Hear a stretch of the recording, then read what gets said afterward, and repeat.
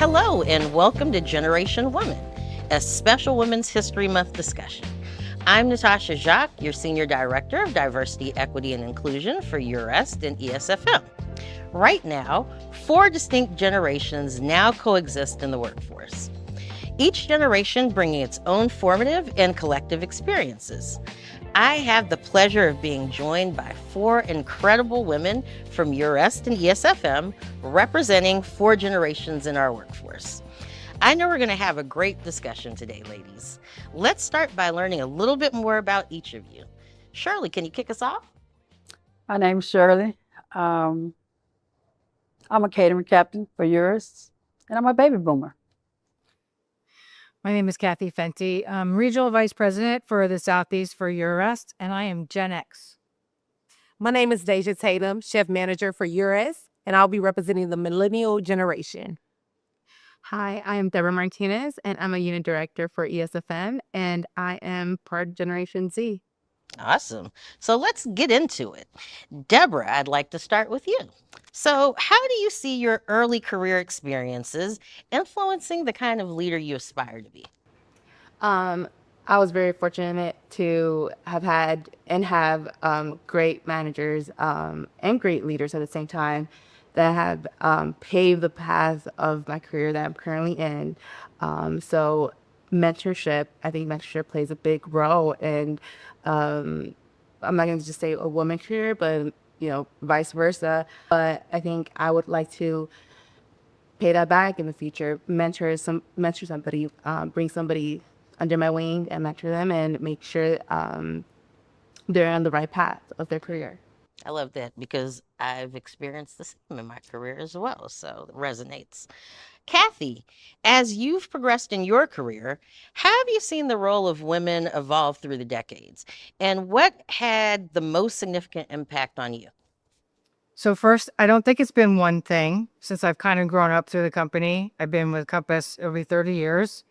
So I've seen a lot of change within Compass, Eurest, ESFM, significantly, and all the opportunities that have been presented to women to become leaders and to become great leaders. So I think that is very inspirational to me and probably a lot of other women joining the workforce, in the workforce, striving to be more.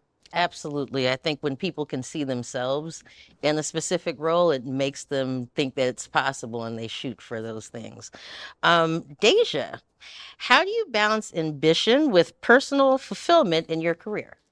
Balancing ambition with personal fulfillment is something that's very important as you go through your career. Most recently, over the course of the last year or two, I've had the pleasure of being a student. I most recently graduated from UNC Charlotte. I'm also a mother, as well as being a chef manager, amongst all of the other roles and responsibilities that we have. And your ambition can kind of begin to diminish as you take on so many responsibilities. But in order to keep that on, I think it's very important to, yes, be present and be where your feet are and be where the right now is, but also remember where you're headed and where you see yourself going and all of those things that are important to you. All of those things cohesively, they ensure that your ambition remains intact as you go through your career. I love that, Deja. Shirley, can you share an important lesson you've learned from nearly 4 decades in hospitality and how other generations can benefit from it? The most important that I've learned in hospitality is having patience. You have to have patience. And me, I was a person who I needed to learn. I wanted to learn. So anything that was out there for me, if you want to show me, if you're trying to teach me, I'm like a sponge. I'm going to suck it up because I want to know everything I can about hospitality because it's going to help me grow.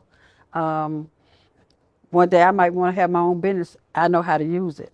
Absolutely. I know how to use it. Now, I'd like to ask the group some questions. So, Kathy, mentorship is a driving force for growth, experience, and building community. Can you tell us more about mentorship and how it's shaped your work life? I believe that mentorship comes in very many forms throughout your life and career.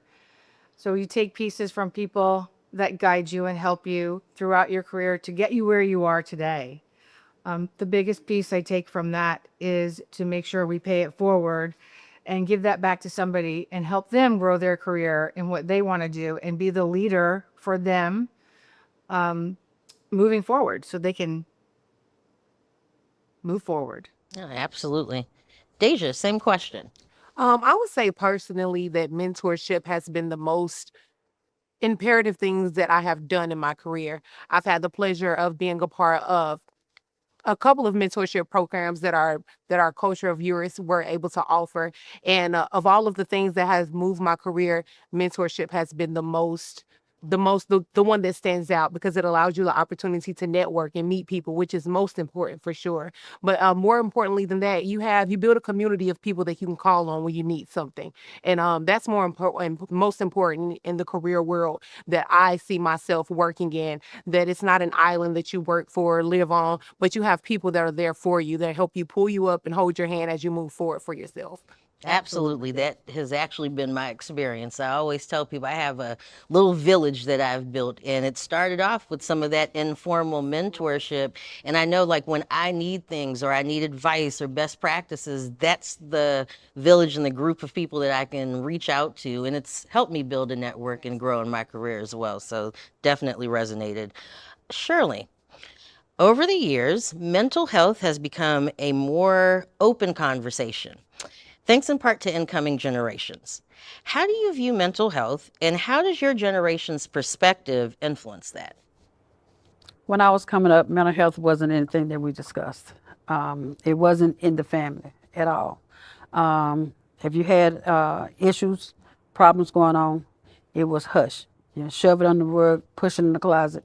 It wasn't nothing that we talked about. As I've grown in the workplace, mental health is important. I never knew how important mental health was until I personally experienced it myself within my family. My thing about mental health is don't be afraid or ashamed to talk to someone. You gotta open up and talk with somebody. It's a trust thing for a whole lot of people that they won't talk about their mental. But I feel and I find now that if you can trust one person, maybe two, talk it out, talk to them. The thing of mental health is we don't always need advice. We just need a listening ear. Absolutely. We just need a listening ear. So we find that one person that we know we can trust and we can talk to, knowing it will not come back, or you're going to use it as a weapon against me. That's what we need. Absolutely. Deborah, same question for you. I agree with Miss Shirley over here. I think it's very important take care of yourself, because if you can't take care of yourself, you can't effectively take care of others, and you can't perform at your best in the leadership role. Our generation, I think, is significantly open about it. There's just less stigma behind the topic of mental health.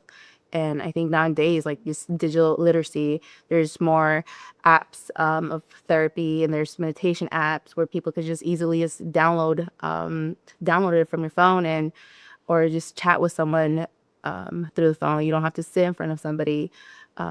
So I think mental health is more of an open conversation now, and people are very well aware of it.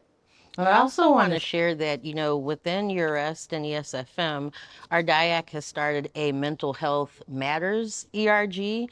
So if someone out there that's watching needs help or just looking for resources, wants some allies, just be part of that discussion, please reach out to get information about the ERG. We're looking to get as many members as possible, and we want to, as an organization, be sure that we're breaking down those stigmas. Now, how has motherhood influenced your approach to work-life balance? And this is a question for all of our panelists. I'll start with you, Deborah. Prioritizing your time, making sure you don't bring work home, and just some piggyback from prioritizing, so you won't feel burned out and either your motherhood role and whatever role you play within within our work. Awesome. Deja? I would say for me that motherhood is one of the greatest joys that I have. I get the pleasure of having two babies who look up to me and they think that what I do is the coolest thing ever. And so while I may be a chef manager now, I'm a mom forever. So that always Absolutely. comes first for me. And just as Deborah stated, just prioritizing your life and organizing things in a way that you have that balance where you don't take work home, but you also don't bring home to work as well. Having those calendars set, having reminders set, and just having a very Monday through Friday scheduling for yourself, and planning properly so that you can be able to be successful in your career for your children, but also be a mom to your children as well. Absolutely. Kathy? So organization, of course.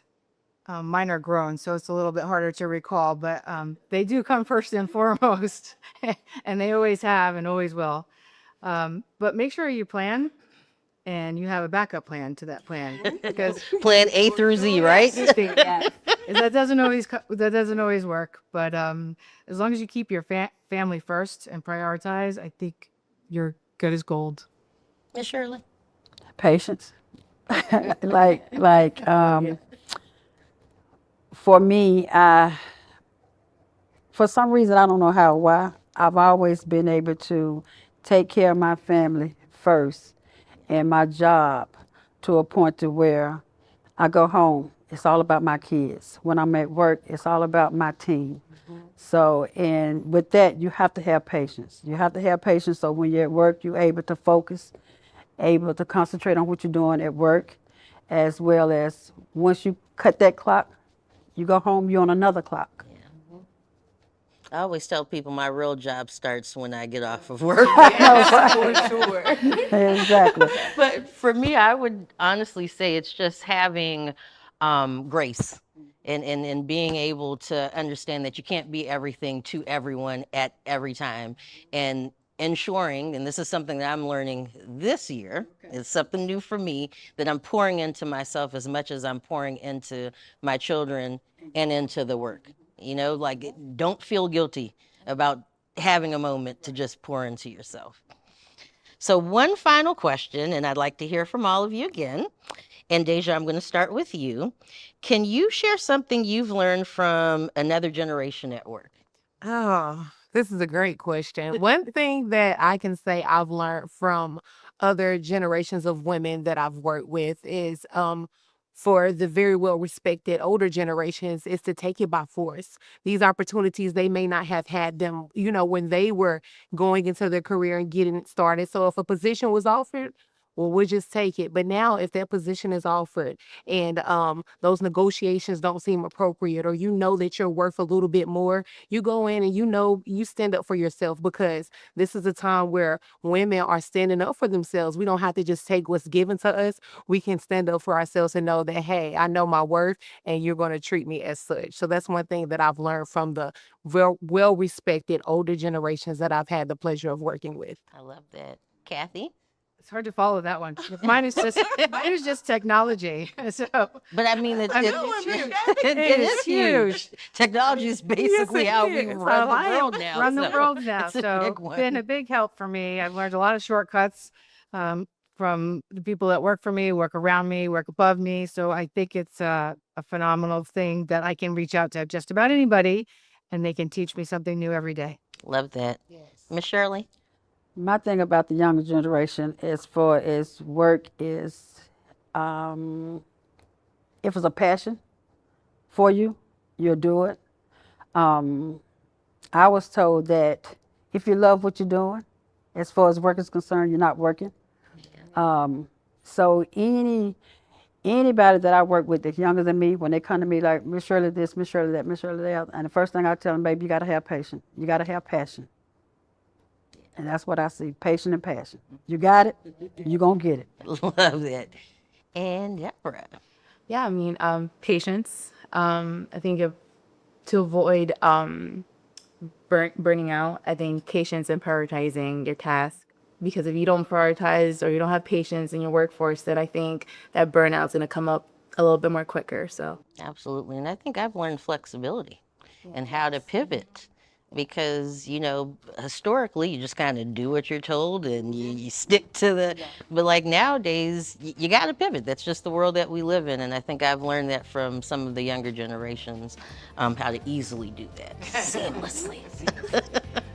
So for all the difference we have generationally, what we bring and experiences as women is truly a shared experience. Thank you for being here. Thank you, ladies, for your honesty and for being so vulnerable with us today.